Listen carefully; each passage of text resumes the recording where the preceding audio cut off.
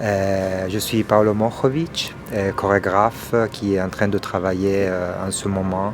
Je travaille avec le ballet de la Generalitat Valenciana. C'est une compagnie officielle de la région de Valencia en Espagne. Bon, pour cette résidence ici au Musée de la Civilisation, de laquelle je suis très heureux, c'est une occasion très importante pour nous et en plus une façon de travailler euh, très, très intime, mais en même temps avec une tension, parce qu'on a tout le temps du public, donc on doit mettre vraiment de l'attention dans le travail. Et oui, le thème c'est Castor et Pollux, c'est un mythe que j'aime beaucoup parce que c'est un peu mettre ensemble de différentes natures disons, mythologique, inspiré de la mythologie. Et je trouve que c'est un travail intéressant aussi du point de vue dynamique. J'aime bien travailler avec la mythologie parce que je trouve que c'est quelque chose de très humain, mais qui, moi en tant que chorégraphe, me donne la possibilité d'expérimenter avec quelque chose qui est au-dessus, disons quelque chose qui n'est pas palpable, parce que dès qu'on parle de mythologie, on parle toujours de quelque chose de aussi onirique, qui est dans une dimension différente, et ça peut donner des inspirations très intéressantes pour moi. Je cherche des mouvements précis, après il y a aussi des mouvements qui cassent un peu cette dynamique, parce que dès qu'on pense au mythe, on pense à l'iconographie des mythes, que c'est toujours des sculptures ou des peintures, donc quelque chose de très statique.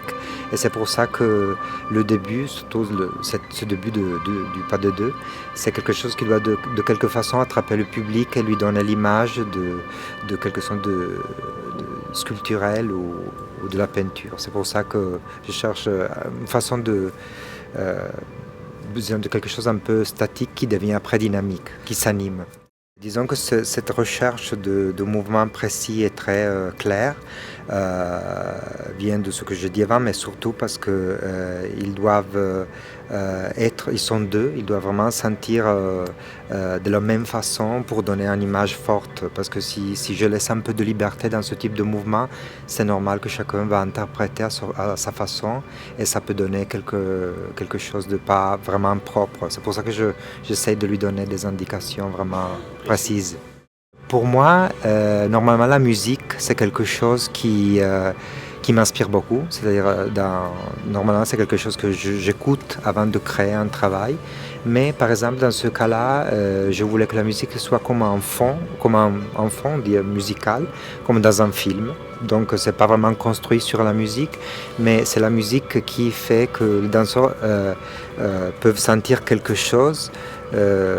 Mais c'est pas vraiment qu'ils vont la suivre, ils vont la voir comme une ambiance sonore.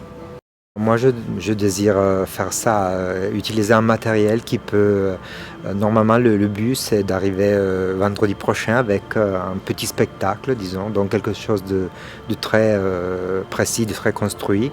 Bon, après, c'est vrai que si on utilise cette pièce, la pièce peut évoluer encore, mais normalement, je pense pas à faire un matériel comme ça, mais vraiment construire quelque chose pour créer quelque chose un produit, quoi.